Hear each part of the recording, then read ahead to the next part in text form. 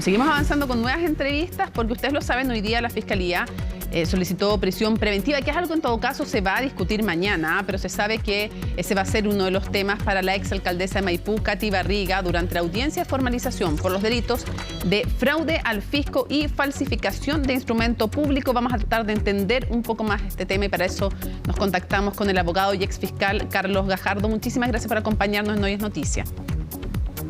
Gracias a ustedes, Mónica, por la invitación. A ver, lo primero, ¿qué señal da usted que fue fiscal, le tocó el tema de las platas políticas y otros temas? ¿Qué señal da como la Fiscalía cuando, aparte de la fiscal que lleva el caso, la fiscal Constanza Encina, está la fiscal regional Lorena Parra? Es una buena señal sin duda porque es una señal de que la Fiscalía le da importancia a este caso, es una señal que la fiscal regional, la máxima autoridad que tiene dicha Fiscalía, se involucra en él y por lo tanto, junto con relevar la importancia del caso, es también un apoyo importante para los fiscales que están trabajando en el caso en cuestión. Yo creo que es una buena señal, corresponde, la fiscal Parra fue una fiscal adjunta primero, jefe después de Fiscalía, tiene una vasta experiencia en distintos casos, es por ejemplo la que logró condenas en emblemáticos casos de delitos sexuales, como el caso del cura John O'Reilly o de Nicolás López, y por lo tanto su experiencia y su liderazgo yo creo que es una buena manera de mostrarlo haciéndose presente en este tipo de audiencia. Dos delitos que, bueno, son 5 personas que trabajaban con la exalcaldesa, pero centrémonos en ella.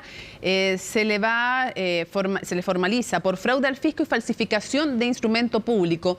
Me gustaría, abogado, que nos expliquen qué consisten estos delitos y a qué penas se exponen eventualmente, entre qué rangos van, porque después sabemos que viene todas las atenuantes o agravantes, en fin, de un caso, pero en frío, digamos. ¿En qué consisten estos delitos y a qué penas se exponen? Y se lo pregunto porque algunos piensan que necesariamente fraude al fisco implica que la persona se quede con la plata y entiendo que no necesariamente es así.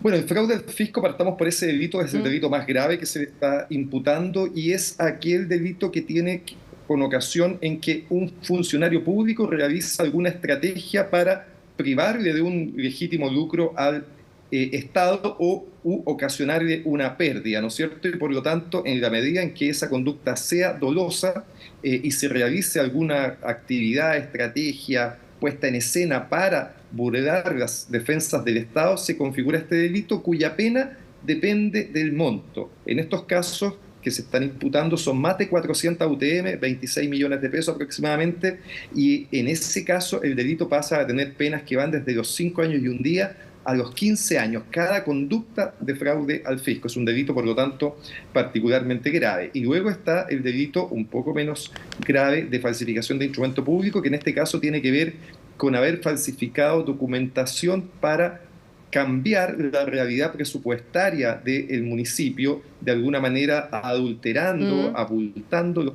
ingresos y subestimando los gastos, de tal manera que aparecía como más dinero disponible para gastar y ese dinero entonces se gasta en distintos fines que no son públicos. Eso es lo importante, ¿no? En la medida en que el destino que haya tenido esos bienes, esos dineros, no sean destinos públicos, como son, por ejemplo, toda aquella actividad que haya tenido por objeto ensalzar la persona de la alcaldesa, pues imputados como fraude al fisco, y esa es la imputación que está haciendo la Fiscalía, la que en todo caso mañana se va a concretar en cuanto a los antecedentes específicos de en que se Eso le quería preguntar, porque justamente entonces el fraude al fisco no implica, por ejemplo, si la defensa de la alcaldesa dijera, es que la alcaldesa no se quedó con ni un peso, revisen todas mis cuentas, pero hubiera sido usado el fondo X para un destino que no era el original, o, por ejemplo, se lo hubiera entregado a terceros, un tercero fuera beneficiado y no ella, y en sus cuentas no hay nada,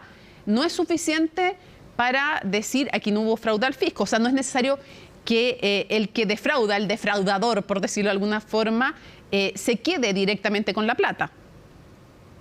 No es necesario que se quede directamente con los billetes fiscales, exacto, ¿no es cierto? Con la pero plata, sí. Claro, pero sí que realice actividades que o le provoquen un perjuicio al fisco o le priven de una ganancia. Eso es lo que dice nuestro Código Penal a este respecto. Y claro, esto puede ir desde conductas como las que se le imputaron al alcalde Torrealba, ¿no es cierto?, de recibir sobres con dinero fiscal, sin duda, a conductas como se le están imputando en este caso a Katy Barriga, que es utilizar este dinero fiscal provocándole un perjuicio al Estado porque se gastan en fines que no son públicos. Hay distintas hipótesis que se han esbozado por parte de la Fiscalía, por ejemplo, una que es muy típica, la contratación de un funcionario fantasma, ¿no es cierto? Es decir, se contrata a una persona pero que nunca desarrolla ningún tipo de labores para el Estado. Eso en algunas ocasiones sucede, es típicamente constitutivo de un delito de fraude al fisco. Distinto es, Mónica, cuando el dinero estatal fiscal se destina a un uso público distinto. Eso también en alguna hipótesis es delito, por supuesto con mucha menor pena. Eso se llama aplicación pública diferente, es un tipo de malversación, pero por supuesto tiene penas muy inferiores, ¿no? Porque es simplemente el hecho de que la autoridad gasta en otra cosa distinta a lo que la ley le permite, pero que aquello siga siendo un fin público. El punto acá es que si se gasta en algo distinto, pero que no es un fin público, y por eso hablábamos de esta figura de exaltar la imagen personal de la alcaldesa en algo... Chapitas, claro, lienzos y todas esas cosas, digamos. Peluches, sí, joyas de una marca importante, ¿no es cierto?, que se hayan adquirido y que además no se sabe dónde están, etcétera. Bueno, obviamente, es que hay otro tema.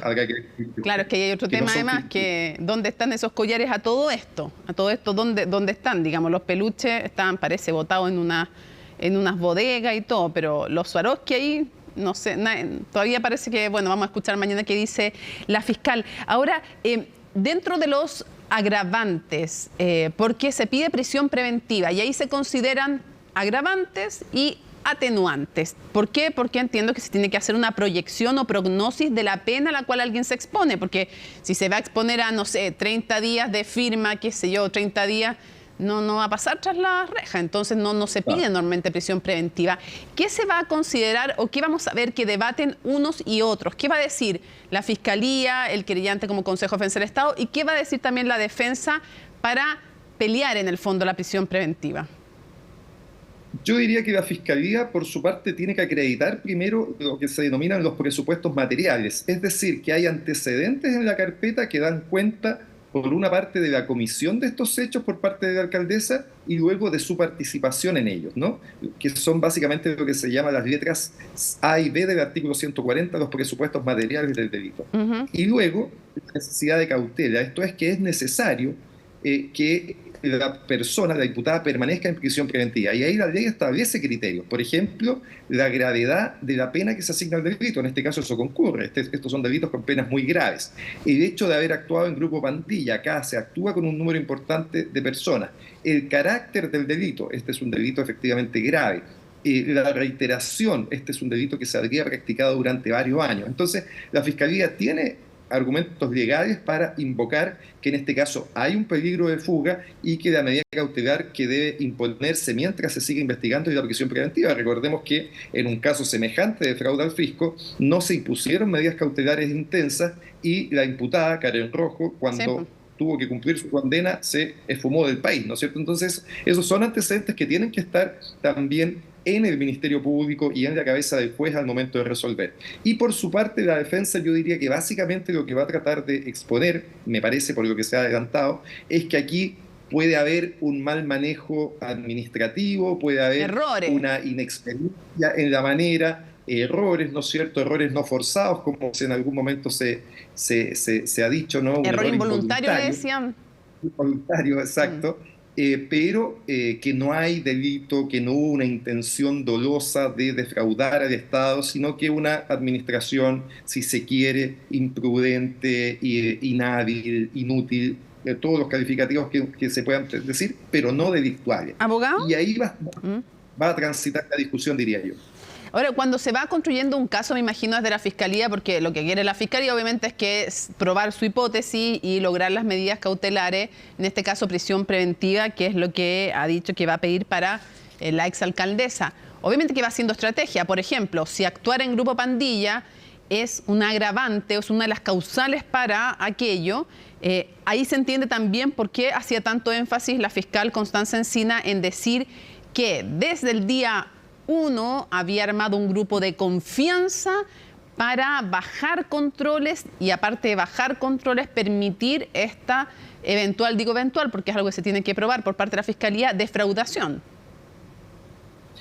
Correcto, y además yo creo que eso también apunta, Mónica, a el dolo, es decir, Ya. a la conciencia de que tú estás cometiendo un delito. ¿Por qué? Porque en la medida en que tú intentes rebajar esos controles es que uno puede entonces predecir que efectivamente lo que venía después era cometer estos delitos, ¿no es cierto?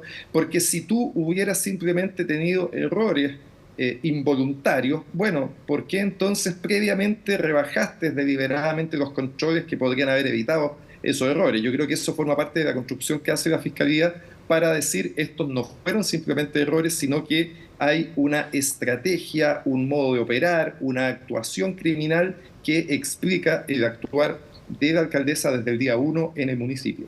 En el caso del fraude al fisco, abogado, ¿cómo? Porque claro, cuando hay reiteración de los delitos, obviamente que va siendo más grave la pena a la que alguien se expone. No es lo mismo robar una vez que robar 10 veces. Bueno, en el caso del fraude al fisco, ¿cómo se mide cada fraude al fisco como delito separado? Porque lo que aquí sabemos es que es algo que habría ocurrido entre los años 2016 y 2021. No aparece un solo fraude al fisco extendido en 5 años. Entonces, ¿cómo se miden, cómo se separan los fraudes al fisco? Yo diría que la Fiscalía lo va a separar por hechos, es decir, la contratación, por ejemplo, de la profesional fantasma es un fraude al fisco. La compra que se hace de los peluches, un segundo fraude al fisco. La compra que se hace de las joyas, un tercer fraude al fisco, y así sucesivamente. Distintas conductas que cada una de ellas configura el tipo penal del artículo 239 del Código Penal y por lo tanto que debe ser castigado separadamente. Ahí luego hay una regla que dice que si son varios delitos, lo que se hace es aumentar la pena en un grado y por eso, si es que eso se da por acreditado, la pena podría partir entonces en los 10 años y un día hacia arriba. Eso quería preguntarle. En su opinión, ¿de qué pena, a qué pena se va a exponer eventualmente si es que logra la Fiscalía? De nuevo, estamos hablando de la formalización, es todavía la comunicación y tratamos de hacer constantemente, sea quien sea el imputado y en este caso la o el formalizado, tratamos de hacer pedagogía y explicar que esto es una comunicación de cuáles son los delitos por los cuales alguien está siendo investigado. Esto no es la acusación menos la condena, no hemos llegado siquiera a un juicio oral. Entonces yo le pregunto, en su percepción, eventualmente, ¿a qué penas podría exponerse la exalcaldesa y si implica, en caso de que se prueben los eventuales delitos, pasar tras las rejas esta condena o parte de ella? Es importante la aclaración que usted hace porque efectivamente a este tipo de audiencias en el proceso penal se les denomina audiencias preliminares, ¿no? Que son aquellas que van antecediendo a las audiencias más definitivas como son las de preparación de juicio oral y luego las de juicio oral. Estamos en una etapa preliminar dentro del proceso penal.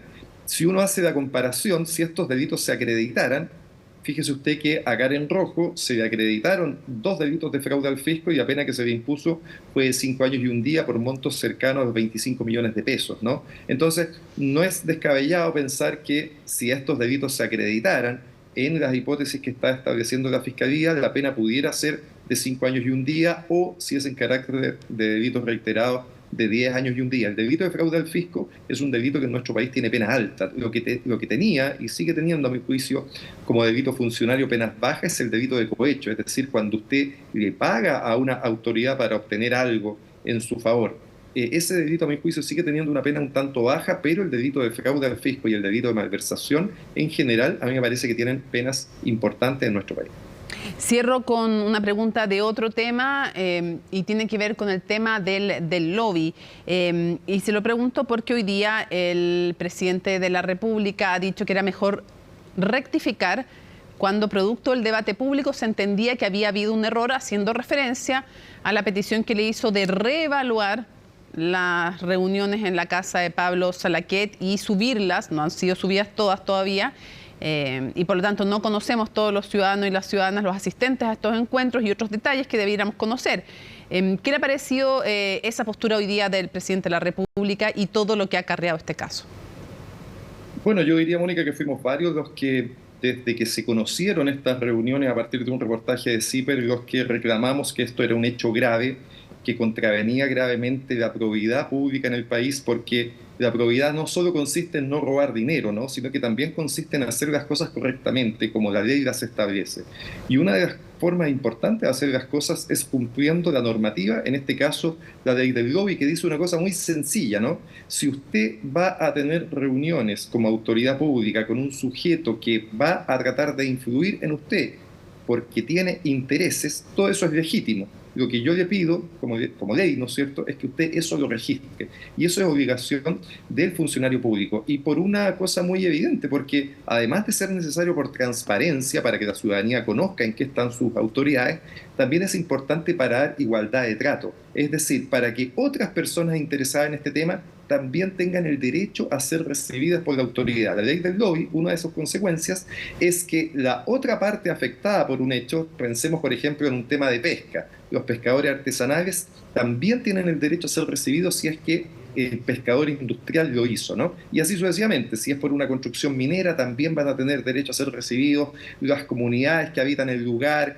los grupos ecologistas que están en contra de una iniciativa, etcétera. Igualdad de trato. Eso lo establece la ley del lobby y por eso es tan importante que esto se hubiera registrado. El gobierno, yo creo que reaccionó de muy mala manera al comienzo, intentando dar explicaciones inverosímiles donde se abusaba un poquito de la credibilidad y de la inteligencia de la ciudadanía. Creo que eso afortunadamente se ha rectificado en los últimos días y a mí me parece que lo que uno espera de sus autoridades no es ni más ni menos que cumplan la ley y por lo tanto tienen que cumplir con las obligaciones de registrar esto. Y la Contraloría tiene que investigar, ¿no? Sí, solo una cosita. Si hoy día el presidente entonces reconoce que había un error y no cumplieron en el plazo que debían cumplir con subir las audiencias, entonces debieran haber sanciones, ¿o no?